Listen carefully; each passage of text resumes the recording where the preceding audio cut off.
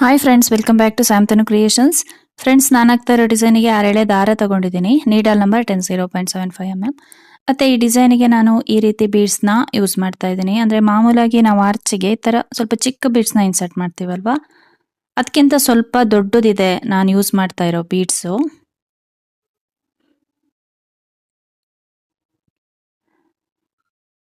ನೋಡಿ, ಇದು ಚಿಕ್ಕ ಬೀಡ್ಸು, ಈ ಕಡೆ ಎರಡು. ಅದು ಸ್ವಲ್ಪ ದೊಡ್ಡದಿದೆ, ಅಂದರೆ ಬಿಗಿನರ್ಸಿಗೆ ಗೊತ್ತಾಗಲ್ಲ ಅಂತ ತೋರಿಸ್ತಾ ಇದ್ದೀನಿ. ಸ್ವಲ್ಪ ದೊಡ್ಡದಾಗಿರೋ ಸೈಜ್ನ ನಾನು ಯೂಸ್ ಮಾಡ್ತಾ ಇದ್ದೀನಿ. ಮಾಮೂಲು ಆರ್ಚಿಗೆ ನಾವು ಏನು ಚಿಕ್ಕ ಬೀಡ್ಸ್ ಯೂಸ್ ಮಾಡ್ತೀವಿ ಅದಲ್ಲ, ಅದಕ್ಕಿಂತ ಸೈಜಲ್ಲಿ ಸ್ವಲ್ಪ ದೊಡ್ಡದಾಗಿರೋ ಬೀಡ್ಸು. ಸ್ಟಾರ್ಟಿಂಗಲ್ಲಿ ಈ ರೀತಿ ಬಟ್ಟೆ ಬ್ಯಾಕ್ ಸೈಡ್ ಥ್ರೆಡ್ನ ಇಟ್ಕೊಂಡು ಲಾಕ್ ಮಾಡ್ಕೋಬೇಕು. ಬ್ಯಾಕ್ ಸೈಡ್ ಇರೋ ಥ್ರೆಡ್ನ ಫ್ರಂಟಿಗೆ ಎಳ್ಕೊಂಡು ನಾನಿಲ್ಲಿ ಲಾಕ್ ಮಾಡ್ತಾ ಇದ್ದೀನಿ. 2 ಸಲ ಲಾಕ್ ಮಾಡ್ಕೋಬೇಕು ಸ್ಟಾರ್ಟಿಂಗಲ್ಲಿ. ಈ ರೀತಿ 2 ಸಲ ಲಾಕ್ ಮಾಡಿ ಆದಮೇಲೆ ಇವಾಗ ಚೈನ್ ತಗೋಬೇಕು. 1 ಚೈನ್, 2 ಚೈನ್, 3 ಚೈನ್, 4 ಚೈನ್, 4 ಇಲ್ಲಾಂದರೆ 5 ಚೈನ್ ಕೂಡ ತಗೋಬೋದು. ನಾನಿಲ್ಲಿ 4 ಚೈನ್ನ ತಗೊಂಡು ಕರೆಕ್ಟಾಗಿ ಅದು ಎಲ್ಲಿಗೆ ಬರುತ್ತೆ ನೋಡಿಕೊಂಡು ಅದೇ ಪ್ಲೇಸಿಗೆ ಲಾಕ್ ಮಾಡ್ತಾ ಇದ್ದೀನಿ. ನೋಡಿ, ಈ ರೀತಿ ಇದು ಕುಚ್ಚು ಕಟ್ಕೊಳ್ಳೋಕ್ಕೆ 4 ಚೈನ್ ಲಾಕ್ ಮಾಡಿ ಆದಮೇಲೆ ಇವಾಗ 3 ಚೈನ್ಗಳನ್ನು ತಗೊಳ್ತಾ ಇದ್ದೀನಿ. ಈ 3 ಚೈನ್ ಕೂಡ ಅಷ್ಟೇ ಕರೆಕ್ಟಾಗಿ ಎಲ್ಲಿಗೆ ಬರುತ್ತೆ ನೋಡಿಕೊಂಡು ಅದೇ ಪ್ಲೇಸಿಗೆ ಲಾಕ್ ಮಾಡ್ಕೋಬೇಕು.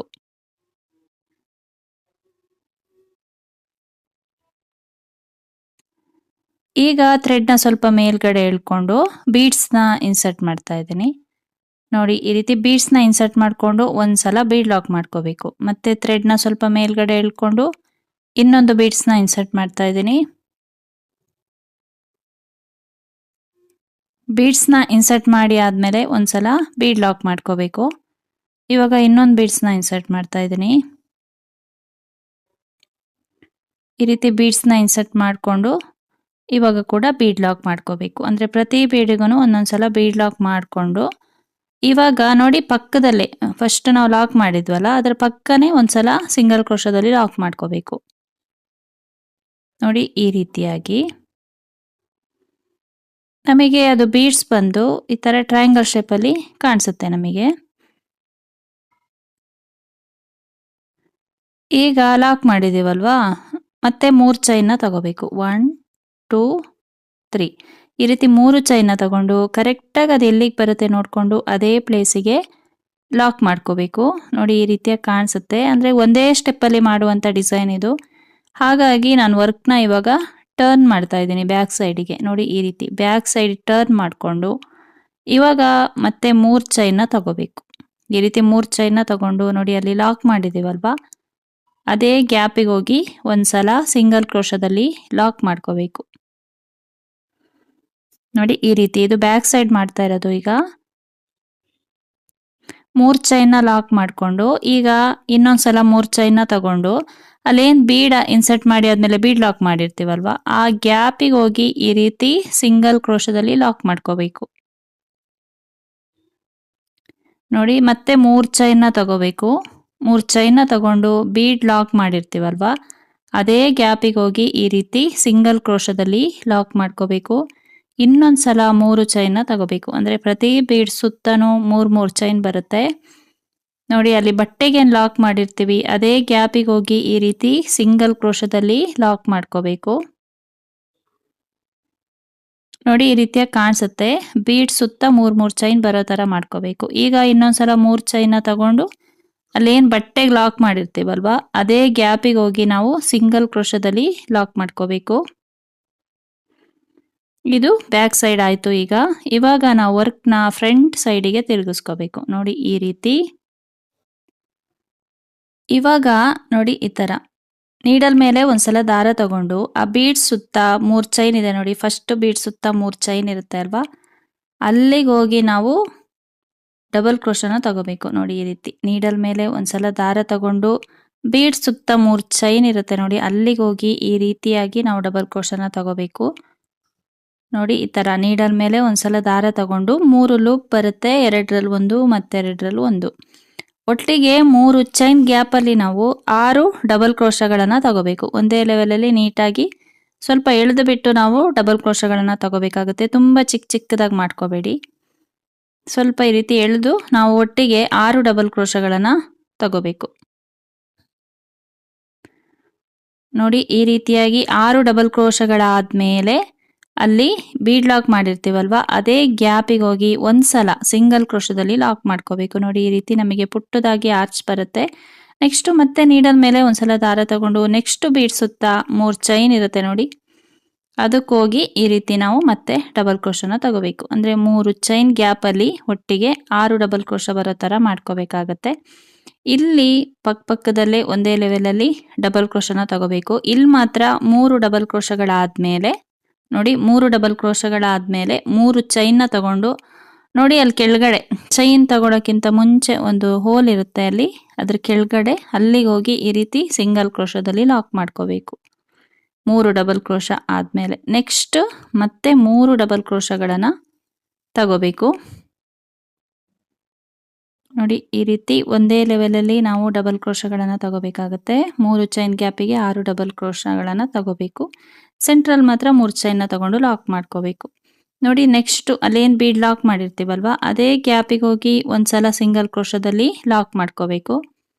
ನೋಡಿ ಈ ರೀತಿಯಾಗಿ ಬರುತ್ತೆ ನಮಗೆ. ನೆಕ್ಸ್ಟ್ ನೀಡಲ್ ಮೇಲೆ ಒಂದ್ಸಲ ದಾರ ತಗೊಂಡು ನೆಕ್ಸ್ಟ್ ಬೀಡ್ ಸುತ್ತ 3 ಚೈನ್ ಏನಿದೆ ಅದಕ್ಕೂ ನಾವು ಒಟ್ಟಿಗೆ 6 ಡಬಲ್ ಕ್ರೋಶಗಳನ್ನ ತಗೋಬೇಕು. ಅಂದ್ರೆ ನೀವು ಒಂದು ಆರ್ಚ್ನ ಕರೆಕ್ಟಾಗಿ ಮಾಡ್ಕೊಂಡ್ರೆ ಅದೇ ತರ ಬಾಕಿ ಆರ್ಚ್ಗಳನ್ನೆಲ್ಲ ಮಾಡ್ತಾ ಹೋಗೋದಷ್ಟೇ. ಅಂದ್ರೆ ಒಂದು ಸ್ಟೆಪ್ ಡಿಸೈನ್ ಅಲ್ವಾ, ಹಾಗಾಗಿ ಈಸಿ ಆಗುತ್ತೆ. ಒಂದು ಆರ್ಚ್ನ ಕರೆಕ್ಟಾಗಿ ಮಾಡ್ಕೊಳ್ಳೋದನ್ನ ಕಲ್ತ್ಕೊಂಡ್ರೆ ಬಾಕಿ ಆರ್ಚ್ಗಳನ್ನೆಲ್ಲ ಅದೇ ತರ ಮಾಡ್ತಾ ಹೋದ್ರೆ ಆಯ್ತು.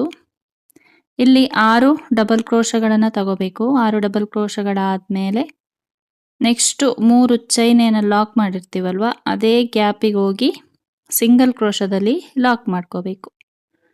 ನೋಡಿ ಇಷ್ಟೇ ಇದು ಡಿಸೈನು.